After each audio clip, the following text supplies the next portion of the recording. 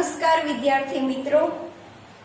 તો આપણે આગળના વિડિયો લેક્ચરમાં આપણે ભૌતિક રાશિઓ એટલે શું, ભૌતિક રાશિઓ કઈ કઈ છે, ભૌતિક રાશિઓનું માપન, એના એકમો વિશેની વાત કરી રહ્યા છીએ।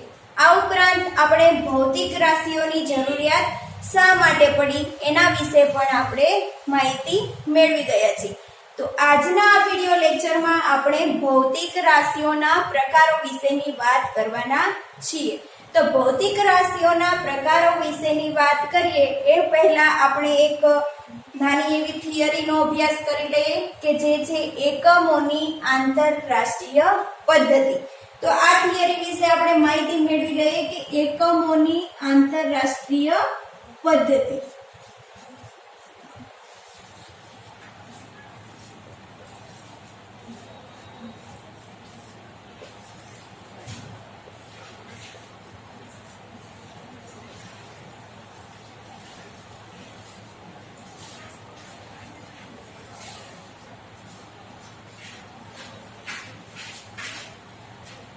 એકમોની આંતરરાષ્ટ્રીય પદ્ધતિ જેને ઇંગ્લિશમાં કહીશું ઇન્ટરનેશનલ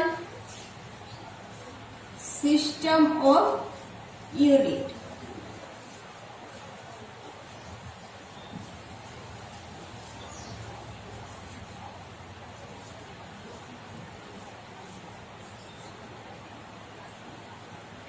તો એકમોની આંતરરાષ્ટ્રીય પદ્ધતિ સમજીએ પહેલા આપણે જોઈ લઈએ કે આગળના વિડિયો લેક્ચરમાં આપણે અભ્યાસ કરી ગયા છીએ કે કોઈ પણ ભૌતિક રાશિને દર્શાવવા માટે બે વસ્તુઓની જરૂરિયાત પડે છે। તો કઈ કઈ વસ્તુઓની જરૂરિયાત પડતી હતી? તો એક તો છે આંકડાકીય મૂલ્ય અને બીજું છે એકમ। તો આપણે જોઈ ગયા છીએ કે કોઈ પણ ભૌતિક રાશિનું માપન જ્યારે આપણે દર્શાવીએ છીએ ત્યારે આ માપનમાં એક તો આંકડાકીય મૂલ્ય હોવું જોઈએ અને આ આંકડાકીય મૂલ્યની સાથે શું હોવું જોઈએ? એકમ હોવો જરૂરી છે। તો આ જે ભૌતિક રાશિઓ છે એના એકમો આપણે જાણીએ છીએ કે લંબાઈ માપવા માટે આપણે શેનો ઉપયોગ કરીએ છીએ? મીટરનો ઉપયોગ કરીએ છીએ। દળ માપવા માટે આપણે શેનો ઉપયોગ કરીએ છીએ? કિલોગ્રામનો ઉપયોગ કરીએ છીએ અને સમય માપવા માટે શેનો ઉપયોગ કરીએ છીએ? સેકન્ડનો ઉપયોગ કરીએ છીએ। તો દરેક ભૌતિક રાશિનું માપન છે એકમની સાથે દર્શાવવામાં આવે છે। આ ઉપરાંત આપણે એ પણ જાણીએ છીએ કે કોઈ પણ એક ભૌતિક રાશિ છે એને આપણે એક કરતા વધારે એકમોથી દર્શાવી શકીએ। અહીંયા જો લંબાઈ છે તો આ લંબાઈને આપણે એક કરતા વધારે એકમોથી દર્શાવવી હોય તો એનું માપ છે એ આપણે મીટરમાં પણ લખી શકીએ। આ ઉપરાંત આપણે એનું માપ છે એ સેન્ટીમીટરમાં દર્શાવી શકીએ, ઇંચમાં દર્શાવી શકીએ, ફૂટમાં દર્શાવી શકીએ। તો આવી જ રીતે કોઈ પણ એક ભૌતિક રાશિ છે એનું માપન એક કરતા વધારે એકમોથી આપણે દર્શાવી શકીએ છીએ। એવી જ રીતે દળ છે તો દળને પણ આપણે એક કરતા વધારે એકમોથી દર્શાવી શકીએ। કિલોગ્રામ છે, ગ્રામ છે, પછી મિલીગ્રામ છે, ટન છે, જે એક કરતા વધારે એકમોથી દર્શાવી શકાય।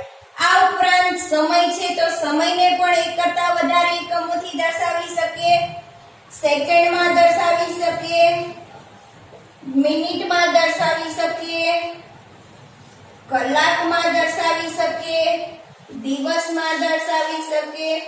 તો આમ દરેક ભૌતિક રાશિ છે એક કરતા વધારે એકમોથી આપણે દર્શાવી શકીએ છીએ। તો આ દરેક ભૌતિક રાશિ છે એક કરતા વધારે એકમોથી દર્શાવીએ છીએ। તો તો ઘણા વર્ષો પહેલા શું થતું હતું? ઘણા વર્ષો પહેલા જુદા જુદા દેશના જે લોકો છે કે જુદા જુદા દેશના લોકો છે એ જુદી જુદી એકમ પદ્ધતિઓ વાપરતા હતા. માની લો કે ભારત વાળા પણ બીજી વાપરે, બ્રિટિશ વાળા બીજી વાપરે અને ફ્રેન્ચ વાળા પણ બીજી એકમ પદ્ધતિ વાપરતા હતા. તો આ જુદા જુદા દેશના જે લોકો છે એ જુદી જુદી એકમ પદ્ધતિઓ વાપરે છે. તો આ એકમ પદ્ધતિઓ વિશેની માહિતી આપણે મેળવી લઈએ. એકમ પદ્ધતિઓ વિશેની માહિતી આપણે મેળવીએ તો જોઈએ કઈ કઈ એકમ પદ્ધતિઓનો ઉપયોગ થતો હતો. તો સૌથી પહેલા તો FPS એકમ પદ્ધતિનો ઉપયોગ થતો હતો કે ઘણા વર્ષો પહેલા FPS પદ્ધતિનો ઉપયોગ થતો હતો, જેનું બીજું નામ છે બ્રિટિશ પદ્ધતિ. કે જે બ્રિટિશના લોકો છે આ FPS પદ્ધતિનો ઉપયોગ કરતા હતા. FPS મતલબ શું? F એટલે ફૂટ, P એટલે પાઉન્ડ અને S એટલે સેકન્ડ. તો આ ફૂટ, પાઉન્ડ અને સેકન્ડ છે એ શું છે? તો ફૂટ છે એ શું છે? લંબાઈનો એકમ છે.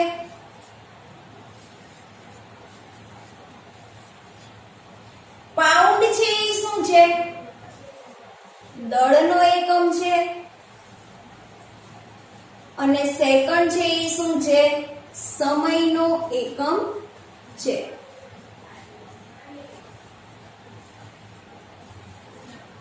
તો આમ બ્રિટિશના જે લોકો છે એ બ્રિટિશ પદ્ધતિનો ઉપયોગ કરતા હતા, MPS પદ્ધતિનો ઉપયોગ કરતા હતા.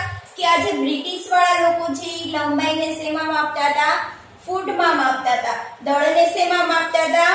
પાઉન્ડમાં. અને સમયને શેમાં માપતા હતા? સેકન્ડમાં. એવી જ રીતે એક બીજી એકમ પદ્ધતિ છે જે છે CGS પદ્ધતિ. CGS પદ્ધતિ એટલે શું? C એટલે સેન્ટીમીટર, G એટલે ગ્રામ અને S એટલે સેકન્ડ. કે CGS પદ્ધતિ છે એ કોણ ઉપયોગ કરતું હતું? ફ્રેન્ચના લોકો. FPS છે એ કોણ ઉપયોગ કરતું હતું? બ્રિટિશના લોકો. CGS પદ્ધતિ તો આજે ફ્રેન્ચના લોકો છે એ લંબાઈને સેન્ટીમીટરમાં માપતા હતા, દળને ગ્રામમાં માપતા હતા અને સમયને શેમાં માપતા હતા? સેકન્ડમાં. એના પછી એક નવી એકમ પદ્ધતિ હતી જે છે MKS પદ્ધતિ, જે ભારતમાં ઉપયોગી છે. ભારતમાં એનો વધારે ઉપયોગ થતો હતો MKS પદ્ધતિ. MKS એટલે શું? મીટર, K એટલે કિલોગ્રામ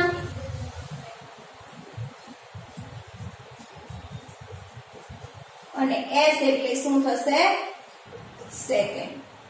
કે મીટર, કિલોગ્રામ અને સેકન્ડ. લંબાઈને મીટરમાં માપવામાં આવતી હતી, દળને કિલોગ્રામમાં માપવામાં આવતું હતું અને સમયને સેકન્ડમાં માપવામાં આવતું હતું. આમ જુદા જુદા દેશના લોકો છે જુદી જુદી એકમ પદ્ધતિનો ઉપયોગ કરતા હતા. બ્રિટિશ વાળા છે FPS પદ્ધતિનો ઉપયોગ કરતા હતા, ફ્રેન્ચના લોકો છે CGS પદ્ધતિનો ઉપયોગ કરતા હતા, ભારત વાળા છે MKS પદ્ધતિનો ઉપયોગ કરતા હતા. તો આ જે અલગ અલગ એકમ પદ્ધતિ છે બધા દેશના વાપરતા હતા. તો પછી આમાં પ્રોબ્લેમ શું થયો? તો આ બધા જ દેશના લોકો અલગ અલગ એકમ પદ્ધતિ વાપરતા હતા. તો એના માટે પ્રોબ્લેમ એ થયો કે ઘણા વર્ષો પહેલા તો એકથી બીજા દેશમાં છે કોઈ પણ વસ્તુઓની આપ-લે થતી નહીં. કે બીજા દેશના લોકો છે બીજા દેશ પાસેથી કોઈ પણ વસ્તુઓની ખરીદી કરતા હતા નહીં. પરંતુ અત્યારના જમાનામાં શું જોવા મળે છે કે અત્યારના જમાનામાં છે બીજા દેશ પાસેથી આપણે વસ્તુઓની ખરીદી કરવી પડે છે. તો એના માટે છે અલગ અલગ પદ્ધતિઓ વાપરવામાં શું થતું હતું? તકલીફ થતી હતી. માની લો કે આપણે અહીંયા કિલોગ્રામની વાત કરીએ કે બ્રિટિશ વાળા પાસે આપણે કોઈ પણ વસ્તુ મંગાવી છે તો આપણે કિલોગ્રામમાં એ લોકો પાસેથી મંગાવીએ કે આટલા કિલોગ્રામ આ વસ્તુ જોઈએ છે તો ડિફિકલ્ટી ક્યાં થતી હતી કે એ લોકોને દળનો એકમ શું હતો પાઉન્ડ અને આપણે શું હોય છે કિલોગ્રામ તો આપણે કિલોગ્રામની વાત કરીએ છીએ તો એ લોકોને સમજવામાં તકલીફ પડતી હતી અને એમને છે એ કિલોગ્રામને પાઉન્ડમાં કન્વર્ટ કરવું પડતું હતું અને પછી વસ્તુઓની આપલે થાય તો આવી જે ડિફિકલ્ટી છે એ ડિફિકલ્ટીનું સોલ્યુશન લાવવા માટે શું કરવાનું તો આ જે અલગ અલગ દેશના લોકો છે અલગ અલગ એકમ પદ્ધતિ વાપરતા હતા તો એનું સોલ્યુશન લાવવા માટે ફ્રાન્સમાં એક તોલ માપની સંસ્થા આવેલી છે જે તોલ માપની સંસ્થા કઈ છે ઇન્ટરનેશનલ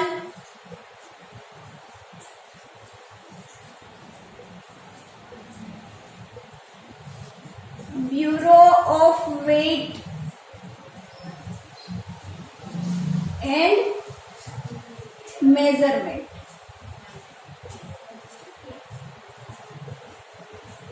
કે ફ્રાન્સમાં જે આ તોલ માપની સંસ્થા આવેલી છે આ તોલ માપની સંસ્થા દ્વારા એક જ એકમ પદ્ધતિ સ્વીકારવામાં આવી છે જે કઈ એકમ પદ્ધતિ હતી એસઆઈ એકમ પદ્ધતિ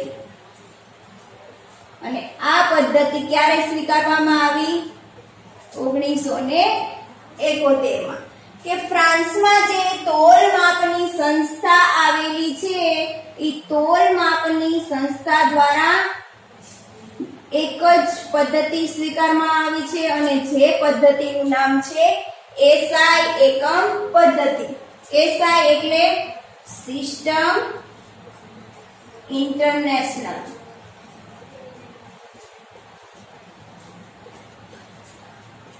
જેને આંતરરાષ્ટ્રીય પદ્ધતિ કહેવામાં આવે છે તો આ એસઆઈ એકમ પદ્ધતિ સ્વીકારી પછી જે ફ્રાન્સમાં જે તોલ માપની સંસ્થા છે એ તોલ માપની સંસ્થા દ્વારા બધા જ દેશોને હુકમ કરવામાં આવ્યો કે બધા જ દેશોએ એક જ એકમ પદ્ધતિ સ્વીકારી અને જે એકમ પદ્ધતિ છે એસઆઈ એકમ પદ્ધતિ જેને શું કહેવાય છે સિસ્ટમ ઇન્ટરનેશનલ પદ્ધતિ આંતરરાષ્ટ્રીય પદ્ધતિ એક જ સ્વીકારવામાં આવી છે અને બધા જ દેશોએ આ જ પદ્ધતિનો ઉપયોગ કરવાનો છે જેનાથી એકાબીજી દેશમાં જે વસ્તુઓની આપ-લે કરવાની હોય તો વસ્તુઓની આપ-લે કરવામાં કોઈ પણ પ્રકારની ડિફિકલ્ટી થાય નહીં તો હવે આ જે એસઆઈ એકમ પદ્ધતિ જે સ્વીકારવામાં આવી છે આ એસઆઈ એકમ પદ્ધતિમાં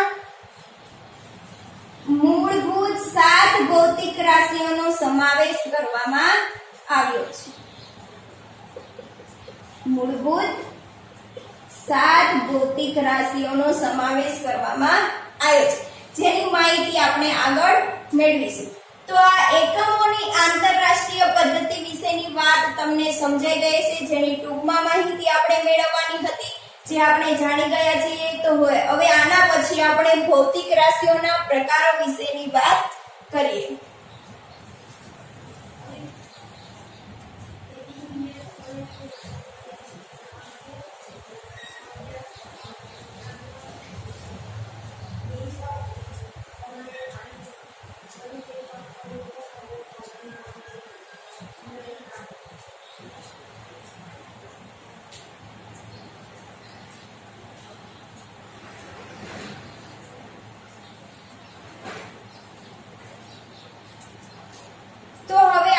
ભૌતિક રાશિઓના પ્રકારો વિશેની વાત કરી લઈએ તો ભૌતિક રાશિઓને મુખ્યત્વે 3 ભાગમાં વિભાજિત કરવામાં આવે છે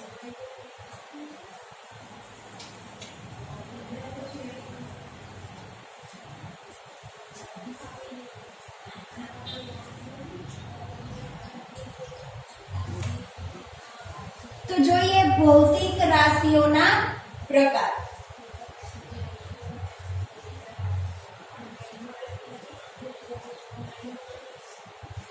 તો ભૌતિક રાશિઓને મુખ્યત્વે 3 ભાગમાં વિભાજિત કરવામાં આવે છે.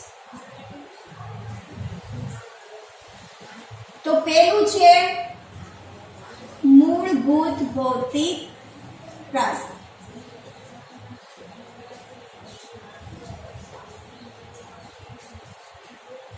મૂળભૂત ભૌતિક રાશિ જેને ઇંગ્લિશમાં કહીશું ફંડામેન્ટલ ફિઝિકલ ક્વોન્ટિટી. બીજું છે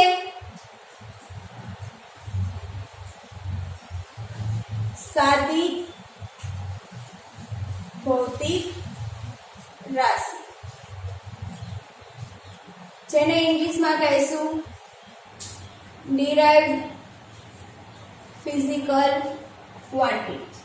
અને ત્રીજું છે પૂરક ભૌતિક રાશિ જેને ઇંગ્લિશમાં કહીશું સપ્લિમેન્ટરી ફિઝિકલ ક્વોન્ટિટી. તો વિદ્યાર્થી મિત્રો, ભૌતિક રાશિઓને મુખ્યત્વે 3 ભાગમાં વિભાજિત કરવામાં આવી છે.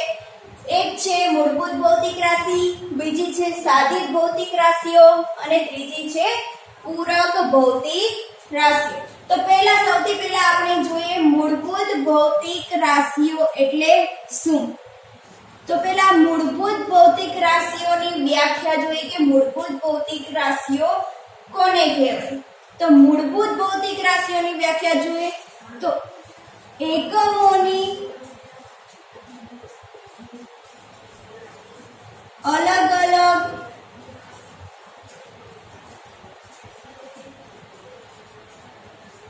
પાયાની ભૌતિક રાશિઓને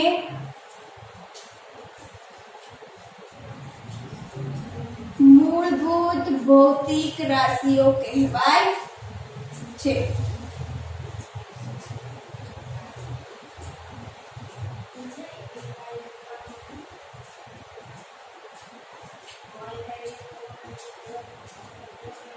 શું કહેવાય છે? એકમોની અલગ અલગ પાયાની ભૌતિક રાશિઓને મૂળભૂત ભૌતિક રાશિઓ કહેવાય છે. તો વિદ્યાર્થી મિત્રો, તમે જાણો છો કે તમારે ઇંગ્લિશ શીખવું છે અથવા તો તમારે ઇંગ્લિશનું ગ્રામર શીખવું છે. તો આ ઇંગ્લિશ શીખવા માટે અથવા તો ઇંગ્લિશ ગ્રામર શીખવા માટે સૌથી પહેલા તમારે શું સમજવું પડે, શેનો અભ્યાસ કરવો પડે? તો સૌથી પહેલા તમારે એબીસીડી આવડવી પડે. જો એબીસીડી ના 26 લેટર તમને આવડતા હશે તો આ 26 લેટર પરથી જ આખું ઇંગ્લિશ બનેલું છે, આખું ગ્રામર બનેલું છે. તો તમને 26 લેટર આવડતા હશે તો જ તમે ઇંગ્લિશ ભણી શકશો, ગ્રામર શીખી શકશો. એવી જ રીતે જો તમારે ભૌતિક વિજ્ઞાનમાં ભૌતિક રાશિઓ શીખવી છે તો તમારે મૂળભૂત ભૌતિક રાશિઓ સૌથી પહેલા આવડવી જોઈએ. અને આ મૂળભૂત ભૌતિક રાશિઓમાં મુખ્યત્વે કેટલા પ્રકારની ભૌતિક રાશિઓનો સમાવેશ થાય છે? 7 પ્રકારની. અને આ 7 ભૌતિક રાશિઓ પરથી જ તમને બીજી ભૌતિક રાશિઓ જાણવા મળશે. તો પહેલા મૂળભૂત ભૌતિક રાશિઓની વ્યાખ્યા જોઈ લીધી કે એકમોની અલગ અલગ પાયાની જે ભૌતિક રાશિઓ છે એને શું કહેવાય? મૂળભૂત ભૌતિક રાશિઓ. અને આ જે ભૌતિક રાશિઓ છે એ ભૌતિક રાશિઓના એકમને શું કહેશો? મૂળભૂત એકમો. તો મૂળભૂત એકમોની વ્યાખ્યા જોઈ લઈએ કે મૂળભૂત ભૌતિક રાશિઓના એકમોને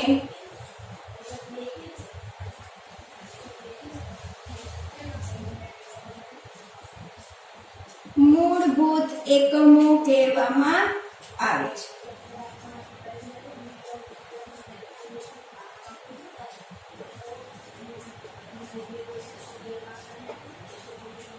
મૂળભૂત ભૌતિક રાશિઓ જે તમને મળશે એના જે એકમો હશે એ એકમોને તમે શું કહેશો? મૂળભૂત એકમો. અને આ મૂળભૂત ભૌતિક રાશિઓ છે એ કેવી છે? સ્વતંત્ર છે, કે જે બીજા ઉપર આધાર રાખતી નથી. જેવી રીતે ઇંગ્લિશ શીખવા માટે ABCD ના 26 લેટર જરૂરી છે. 26 લેટર છે એ એકબીજા ઉપર આધાર રાખતા નથી. આ 26 લેટર ઉપરથી તમને આખું ગ્રામર જાણવા મળે છે. એવી જ રીતે આ જે 7 ભૌતિક રાશિઓ છે એ 7 ભૌતિક રાશિઓ પણ કેવી છે? સ્વતંત્ર છે, જે બીજા ઉપર આધાર રાખતી નથી. તો આ 7 જે મૂળભૂત ભૌતિક રાશિઓ છે એસઆઈ એકમ પદ્ધતિ દ્વારા મૂળભૂત ભૌતિક રાશિઓમાં 7 મૂળભૂત ભૌતિક રાશિઓનો સમાવેશ કરવામાં આવે છે. તો જોઈએ આ 7 મૂળભૂત ભૌતિક રાશિઓના એકમો અને એની સંજ્ઞા વિશેની આપણે માહિતી મેળવીએ. તો જોઈએ 7 મૂળભૂત ભૌતિક રાશિઓ. તો અહીંયા હું એક ટેબલ બનાવું છું. મૂળભૂત ભૌતિક રાશિ. આ જે મૂળભૂત ભૌતિક રાશિઓ છે એના એકમોને શું કહીશું? મૂળભૂત એકમો. અને અહીંયા એને શું લખીશું? સંજ્ઞા. મૂળભૂત ભૌતિક રાશિઓને ઇંગ્લિશમાં કહીશું ફંડામેન્ટલ ફિઝિકલ ક્વોન્ટિટી. મૂળભૂત એકમોને ઇંગ્લિશમાં કહીશું ફંડામેન્ટલ યુનિટ અને સંજ્ઞાને ઇંગ્લિશમાં કહીશું સિમ્બોલ. તો આ 7 મૂળભૂત ભૌતિક રાશિઓ કઈ કઈ છે એના વિશેની માહિતી આપણે મેળવીએ. તો સૌથી પહેલા છે મૂળભૂત ભૌતિક રાશિ લંબાઈ. લંબાઈ એટલે શું? લંબાઈ એટલે કોઈ પણ બે બિંદુઓ આપેલા હોય અને આ બે બિંદુઓ વચ્ચેનું અંતર, જેને શું કહેવાય? લંબાઈ. માની લો કે તમારી પાસે કોઈ પણ બે બિંદુ છે. આ છે તમારી પાસે બોટાદ અને આ છે તમારું અમદાવાદ. તો બોટાદ અને અમદાવાદ વચ્ચેનું જે અંતર છે એને તમે શું કહેશો? લંબાઈ. તો લંબાઈની વ્યાખ્યા શું થશે? કોઈ પણ બે બિંદુઓ વચ્ચેનું અંતર, જેને શું કહેવાય? લંબાઈ. તો આ એક મૂળભૂત ભૌતિક રાશિ તમારી પાસે છે લંબાઈ. લંબાઈનો એકમ શું છે? મીટર. અને આ મીટરની સંજ્ઞા શું થશે? એમ. લંબાઈને ઇંગ્લિશમાં કહીશું લેન્થ. હવે આના પછી તમને એક બીજી physical quantity, fundamental physical quantity મળી, જે છે દળ, જેને ઇંગ્લિશમાં કહીશું માસ. તો આ લંબાઈ પછી જે મૂળભૂત બીજી ભૌતિક રાશિ મળી એ છે દળ. તો આ દળ બીજી ભૌતિક રાશિ કેવી રીતે મળી? તો માની લો કે તમારી પાસે કોઈ પણ એક પંચનો ટુકડો છે, અથવા તો તમારી પાસે તમને કોઈ પણ ચોખા આપેલા છે, અથવા તો પંચનો ટુકડો આપેલો છે. તો આ પંચના ટુકડા અથવા ચોખાનું તમારે માપ કરવું છે, તો એનું માપ તમે લંબાઈ દ્વારા કરી શકશો નહીં. તો એના માટે થઈને એક તમારી પાસે નવી મૂળભૂત ભૌતિક રાશિ મળી, જે છે દળ, જેને ઇંગ્લિશમાં કહીશું માસ. તો આ દળનો એકમ શું છે? કિલોગ્રામ. અને જેની સંજ્ઞા છે kg. આના પછી ત્રીજી મૂળભૂત ભૌતિક રાશિ છે સમય, જેને ઇંગ્લિશમાં કહીશું ટાઈમ. તો આ સમય છે એક નવી મૂળભૂત ભૌતિક રાશિ મળી. માની લો કે કોઈ પણ એક વિદ્યાર્થી મારી પાસે કોઈ પણ એક એક્ઝામ્પલ કે કોઈ પણ થિયરી સમજવા આવે છે, અથવા તો કોઈ પણ એક્ઝામ્પલ સમજવા આવે છે, તો એને હું શું કહીશ કે તું 10 મિનિટ પછી આવજે, અથવા તો હું એને એમ કહીશ કે તું 5 કલાક પછી આવજે. હવે એને મારે જો કેવું હોય તો મારે એને સમયમાં જ વાત કરવી પડશે. એને હું કોઈ પણ લંબાઈ કે દળ વડે તો હું કહી નહીં શકું. તો એના માટે આપણને એક નવી મૂળભૂત ભૌતિક રાશિ મળી છે, જે છે સમય. સમયનો એકમ શું છે? સેકન્ડ. અને જેની સંજ્ઞા છે SEC, સેકન્ડ. હવે એના પછી એક ચોથી મૂળભૂત ભૌતિક રાશિ મળી, જે છે વિદ્યુતીય પ્રવાહ. જેને ઇંગ્લિશમાં કહીશું ઇલેક્ટ્રિક કરંટ. તો વિદ્યાર્થી મિત્રો, તમારા ઘરમાં જે લાઇટનો વિદ્યુતીય પ્રવાહ આવી રહ્યો છે, તો આ વિદ્યુતીય પ્રવાહને તમે લંબાઈ દ્વારા મેઝર ના કરી શકો, દળ દ્વારા મેઝર ના કરી શકો અને સમય દ્વારા પણ મેઝર ના કરી શકો. તો એના માટે થઈને એક નવી ભૌતિક રાશિ તમને મળી છે, જેને મૂળભૂત ભૌતિક રાશિઓમાં સ્થાન આપવામાં આવ્યું છે, જે છે વિદ્યુતીય પ્રવાહ. તો આ વિદ્યુતીય પ્રવાહનો એકમ છે એમ્પિયર અને જેની સંજ્ઞા છે કેપિટલ A. એના પછી એક નવી ભૌતિક રાશિ આવી થર્મોડાયનેમિક તાપમાન, જેને ઇંગ્લિશમાં કહીશું ટેમ્પરેચર. તો આ થર્મોડાયનેમિક તાપમાન છે નવી મૂળભૂત ભૌતિક રાશિ આવેલી છે. માની લો કે કોઈ વસ્તુ તમને આપેલી છે કે ઈ વસ્તુ ઠંડી છે, અથવા તો કોઈ બીજી વસ્તુ આપેલી છે, ઈ વસ્તુ તમને કેવી લાગે છે? ગરમ લાગે છે. તો આ ઠંડાપણું અને ગરમપણાનું માપન છે એ કોઈ લંબાઈ દ્વારા ના કરી શકાય, દળ દ્વારા ના કરી શકાય, સમય દ્વારા ના કરી શકાય, વિદ્યુતીય પ્રવાહ દ્વારા ના કરી શકાય. તો એના માટે થઈને થર્મોડાયનેમિક તાપમાન છે એ એક તમને નવી મૂળભૂત ભૌતિક રાશિ મળી છે અને એનું જે એકમ છે એ શું છે? કેલ્વિન, જેની સંજ્ઞા છે કેપિટલ K.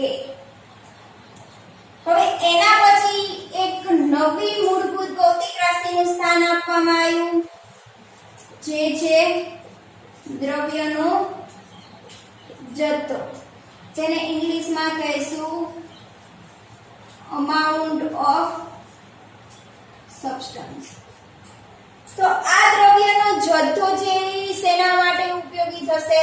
તો આ દ્રવ્યનો જથ્થો છે, માની લો કે અણુઓ છે, પરમાણુઓ છે, અથવા તો કોઈ પણ મૂળભૂત કણો છે, ઇલેક્ટ્રોન છે, તો આ બધાનું માપ દર્શાવવા આપણે ઉપરની એકઈ ભૌતિક રાશિઓનો ઉપયોગ કરી શકીશું નહીં. એનું આપણે જથ્થામાં જ માપ દર્શાવવું પડશે. એના માટે થઈને એક નવી મૂળભૂત ભૌતિક રાશિ મળી, જે છે દ્રવ્યનો જથ્થો, જેનો એકમ છે મોલ અને એની સંજ્ઞા છે MOL.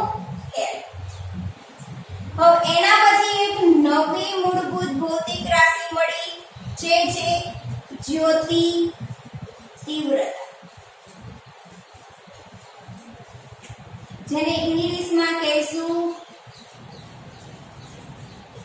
Intensity of light.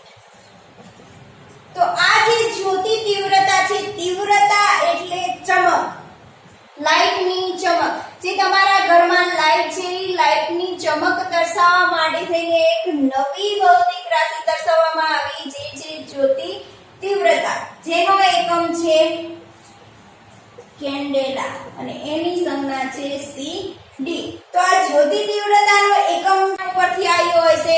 તો પહેલાના જમાનામાં છે એ બલ્બ ઉપયોગ થતા નહીં, બલ્બની જગ્યાએ શેનો ઉપયોગ કરતા હતા? કેન્ડલનો ઉપયોગ કરતા હતા અને આ કેન્ડલ ઉપરથી એનો એકમ દર્શાવવામાં આવેલો કેન્ડેલા અને જેની સંજ્ઞા છે CD. તો આવી જ રીતે SI એકમ પદ્ધતિ દ્વારા આ 7 મૂળભૂત ભૌતિક રાશિઓને સ્થાન આપવામાં આવ્યું છે કે આ જે 7 મૂળભૂત ભૌતિક રાશિઓ છે એ સ્વતંત્ર છે, જે બીજા ઉપર આધાર રાખતી નથી. હવે આ જે ટેબલમાં તમને જેવી રીતે 7 મૂળભૂત ભૌતિક રાશિઓ આપેલી છે, એના એકમો આપેલા છે અને એની સંજ્ઞા જેવી રીતે આપેલી છે, વિદ્યાર્થી મિત્રો તમારે યાદ રાખવાનું થશે. આ રાશિઓના સંજ્ઞામાં કોઈ પણ પ્રકારનો ફેરફાર કરવાનો નથી. જેવી જ રીતે જ્યાં સ્મોલ લેટર આપેલા છે ત્યાં સ્મોલ લેટર કરવાના છે, જ્યાં કેપિટલ લેટર આપેલા છે ત્યાં કેપિટલ લેટર કરવાના છે. જ્યાં જ્યાં વૈજ્ઞાનિકનું નામ આવતું હશે ત્યાં તમારે કેવો લેટર આવશે? કેપિટલ લેટર આવશે. તો આ જે એકમ છે એ એકમો વાપરવા માટેના નિયમો જે છે એનો અભ્યાસ આપણે પછીના લેક્ચરમાં કરીશું. પરંતુ જેવી રીતે તમને મૂળભૂત ભૌતિક રાશિઓનું ટેબલ આપેલું છે એ ટેબલ એઝ ઇટ ઇઝ તમારે રાખવાનું છે અને જે તમારે યાદ કરવાનું રહેશે. તો મૂળભૂત ભૌતિક રાશિઓની વ્યાખ્યા, જે મૂળભૂત ભૌતિક રાશિઓના એકમો છે એને આપણે મૂળભૂત એકમો કહીશું, જે સ્વતંત્ર છે, જે બીજા ઉપર આધાર રાખતી નથી અને મુખ્યત્વે 7 મૂળભૂત ભૌતિક રાશિઓ છે. તો મૂળભૂત ભૌતિક રાશિઓ વિશેની આટલી માહિતી તમારે યાદ રાખવાની છે. હવે આના પછી આપણે જોઈએ સાધિત ભૌતિક રાશિઓ.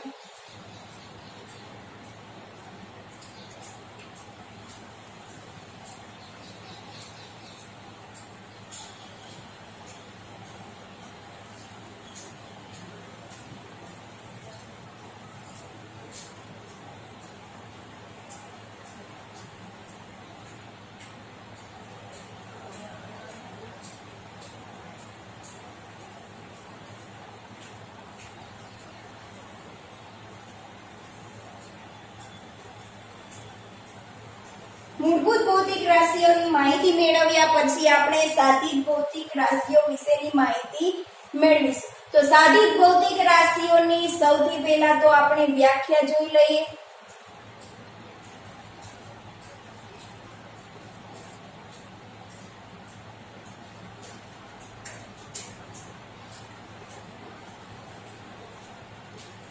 તો સાધિત ભૌતિક રાશિઓ એટલે શું? તો સાધિત ભૌતિક રાશિઓ એટલે મૂળભૂત ભૌતિક રાશિઓ પરથી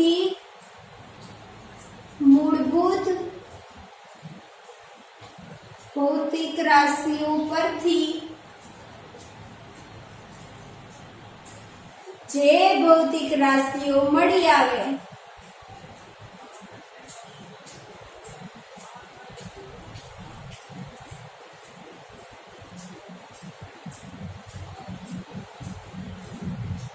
એવી ભૌતિક રાશિઓને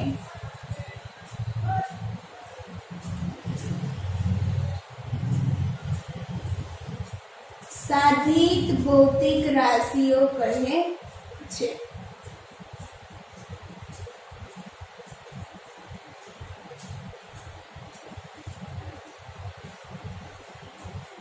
કે જે ભૌતિક રાશિઓ છે એ મૂળભૂત ભૌતિક રાશિ પરથી મળી આવે એવી ભૌતિક રાશિઓને શું કહે છે? સાધિત ભૌતિક રાશિઓ કહેવાય છે. અને સાધિત ભૌતિક રાશિઓના એકમોને શું કહેશું? સાધિત એકમ. સાધિત ભૌતિક રાશિઓના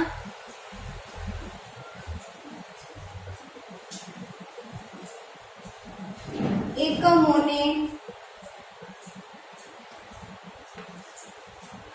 સાધિત એકમો કહેવાય.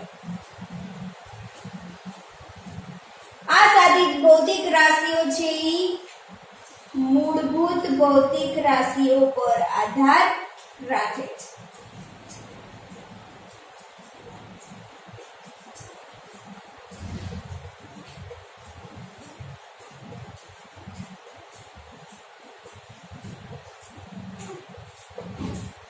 મૂળભૂત ભૌતિક રાશિઓ એ સ્વતંત્ર છે, જે બીજા ઉપર આધાર રાખતી નથી, જ્યારે સાધિત ભૌતિક રાશિઓ છે એ મૂળભૂત ભૌતિક રાશિઓ પર આધાર રાખે છે. તો મૂળભૂત ભૌતિક રાશિ પરથી જે રાશિઓ મળી આવે છે એવી ભૌતિક રાશિઓને શું કહે છે?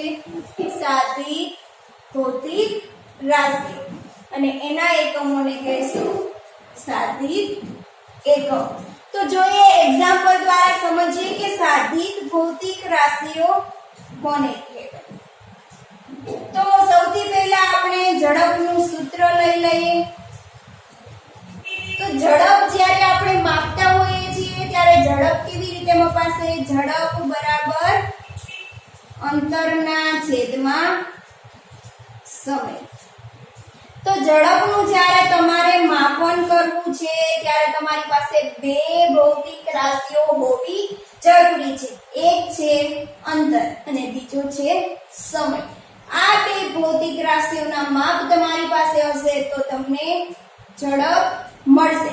તો જે મૂળભૂત ભૌતિક રાશિઓ પરથી જે ભૌતિક રાશિઓ મળી આવે એવી ભૌતિક રાશિઓને સાધિત ભૌતિક રાશિઓ કહે છે. તો અહીંયા અંતરે શું થઈ ગયું? લંબાઈ. તો લંબાઈ શું છે? મૂળભૂત ભૌતિક રાશિ. અહીંયા શું છે? સમય શું છે? મૂળભૂત ભૌતિક રાશિ.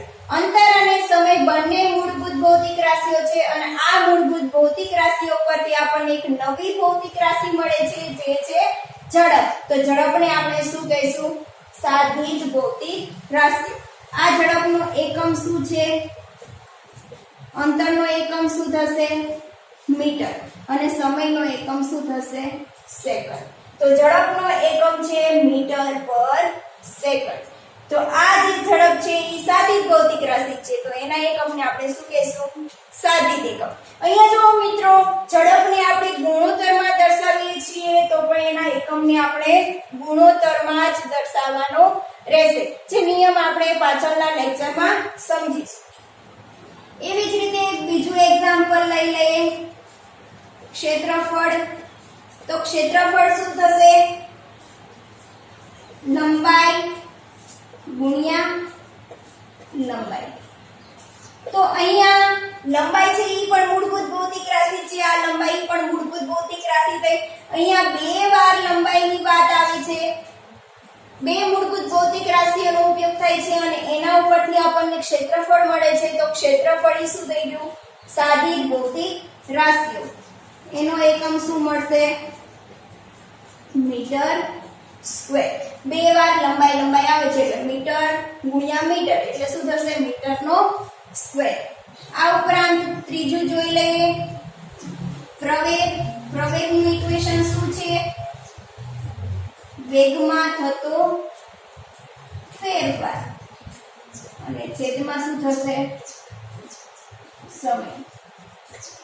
તો અહીંયા જો વેગમાં થતો ફેરફાર એટલે વેગ છે એ તમને મળશે અંતરના છેદમાં સમય. અને આ સમય છે એ પણ તમારી મૂળભૂત ભૌતિક રાશિ છે અને વેગ બરાબર અંતરના છેદમાં સમય એટલે અંતર પણ મૂળભૂત ભૌતિક રાશિ છે અને સમય પણ મૂળભૂત ભૌતિક રાશિ છે. તો આ જે તમને પ્રવેગ મળશે એ કેવી થઈ? સાધિત ભૌતિક રાશિ. તો આનો એકમ શું થશે? મીટર પર સેકન્ડ સ્ક્વેર. સેકન્ડ સ્ક્વેર કેવી રીતે આવી ગયું? એક તો વેગનો એકમ શું થશે? મીટરના છેદમાં સેકન્ડ અને આ સમયનો સેકન્ડ એટલે શું થશે? મીટર પર સેકન્ડ સ્ક્વેર. એટલે આ મીટર પર સેકન્ડ સ્ક્વેર. પ્રવેગ છે એ સાધિત ભૌતિક રાશિ છે એટલે એનો એકમ પણ શું થશે? સાધિત એકમ થશે. એવી જ રીતે એક બીજી ભૌતિક રાશિનું પણ તમે એક્ઝામ્પલ જોઈ શકો. બળ બરાબર શું થાય? દળ ગુણ્યા પ્રવેગ. તો દળ છે એ કિલોગ્રામમાં દર્શાવાય. દળ છે એ મૂળભૂત ભૌતિક રાશિ છે. પ્રવેગ છે એ તમારી પાસે સાધિત ભૌતિક રાશિ છે. પણ સાધિત ભૌતિક રાશિમાં જે તમારે બીજી રાશિનો ઉપયોગ થાય છે એ કઈ રાશિ છે? મૂળભૂત ભૌતિક રાશિ છે. તો બળ છે એ પણ મૂળભૂત ભૌતિક રાશિઓ પરથી ડિરાઈવ કરવામાં આવે છે માટે બળ છે એ કેવી રાશિ થશે? સાધિત ભૌતિક રાશિ. અને એનો એકમ શું થશે? કિલોગ્રામ મીટર પર સેકન્ડ સ્ક્વેર. અહીંયા જો એક દળની વાત થઈ છે, એક લંબાઈની વાત થઈ છે અને બે વાર સમયની વાત થઈ છે. અને બળ છે એ સાધિત ભૌતિક રાશિ છે. તો સાધિત ભૌતિક રાશિના એકમને શું કહેશું? સાધિત ભૌતિક એકમ. હવે એના પછી ત્રીજી આપણે ભૌતિક રાશિઓમાં ત્રીજો ભાગ છે એ છે પૂરક ભૌતિક રાશિ. તો વિદ્યાર્થી મિત્રો પૂરક ભૌતિક રાશિઓ છે એ મૂળભૂત ભૌતિક રાશિઓ અને સાધિત એકમ ભૌતિક રાશિઓ આ બંને રાશિઓનો જ ઉપયોગ થતો હતો. એના પછી પાછળથી આપણને પૂરક ભૌતિક રાશિ મળી છે અને આ પૂરક ભૌતિક રાશિમાં આપણે મુખ્યત્વે બે પૂરક ભૌતિક રાશિઓ મળી છે. એક છે સમતલ કોણ અને બીજો છે ઘનકોણ. તો આ બંને પૂરક ભૌતિક રાશિઓની વાત આપણે ડિટેલમાં કરવાની છે જે આના પછીના વિડિયો લેક્ચરમાં આપણે ભણીશું. અત્યારે આપણે મુખ્યત્વે એકમોની આંતરરાષ્ટ્રીય પદ્ધતિ કે જે એસઆઈ એકમ પદ્ધતિ સ્વીકારવામાં આવી છે કે બધા દેશોએ મળીને એક જ પદ્ધતિનો ઉપયોગ કરવાનો જે છે એસઆઈ એકમ પદ્ધતિ. અને એના પછી આપણે ભૌતિક રાશિઓના પ્રકારો વિશેની વાત કરી. એમાં આપણે બે પ્રકાર જોઈ ગયા છે, મૂળભૂત ભૌતિક રાશિઓ અને સાદિત ભૌતિક રાશિઓ. મૂળભૂત ભૌતિક રાશિઓની વ્યાખ્યા જોઈ ગયા, એના એકમો વિશેની વાત કરી ગયા, કઈ કઈ મૂળભૂત ભૌતિક રાશિઓનો સમાવેશ થાય છે એની વાત કરી. એના પછી સાદિત ભૌતિક રાશિઓ, એની વ્યાખ્યા, એના એકમો અને સાદિત ભૌતિક રાશિઓ કોને કહેવાય એના વિશેની વાત કરી ગયા. હવે આના પછીના વિડિયો લેક્ચરમાં આપણે પૂરક ભૌતિક રાશિઓ વિશેની વાત કરીશું.